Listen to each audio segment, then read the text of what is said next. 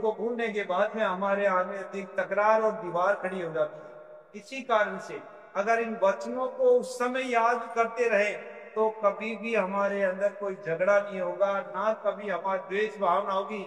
हमेशा वो प्रेम और भावना की सद्भावना बनी रहेगी। इसलिए भगवान ने पहले से ही उन्होंने कहा कि जब मैं तुम वचन लेता हूं तो आगे आप भी इन वचनों को निभाना। जिससे आए पार्वती, मैं तुमको मेरी अर्धांगिनी बनाने तो जा रहा हूँ, लेकिन मेरे कोई 7 वचन है, अगर उनका पालन करती हो तो मैं आपको भायंग देकर के मेरी अर्धांगिनी बना सकती हूँ। वचनों में देकर एक पत्नी और पति के रूप में परिवर्तन होने जा रहे हैं, तो इनको ध्यान में रखना। जी, अपने कुल को धारण आप कुल में जैसे भी रही हो आप होते, लेकिन अब तुम मेरे कुल में आने जा रही हो, तुम मेरे कुल को धारण करो।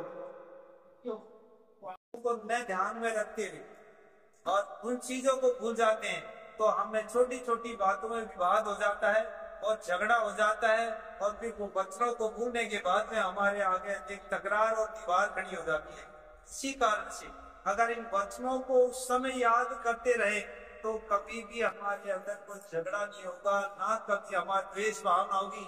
हमेशा वो प्रेम और भावना की सद्भावना बनी रहेगी। इसलिए भगवान ने पहले से उन्होंने कहा कि जब मैं कुछ वचन लेता हूँ तो आगे आप भी इन वचनों को निभाना, जिससे कि आपको कभी कोई कठिनाई या कोई परेशानी नहीं आती। जो कि आज हमारे पिता का और मम्मी दोनों की अजय इस वचनों में देकर एक पत्नी का पति के रूप में परिवर्तन होने जा रहे हैं, तो इनको ध्यान में रखना। क्या वचन थे? देखो कि शंकर भगवान ने पहला वचन कहा, हे पार्वती, कि सबसे पहला मेरा वचन यह है कि अब तक तो तुम तुम्हारे कुल में थी और तुम्हारे कुल में कैसे भी रही हो, तुम अपने कुल को धारण में जैसे भी रही हो, माँ बाप हो गए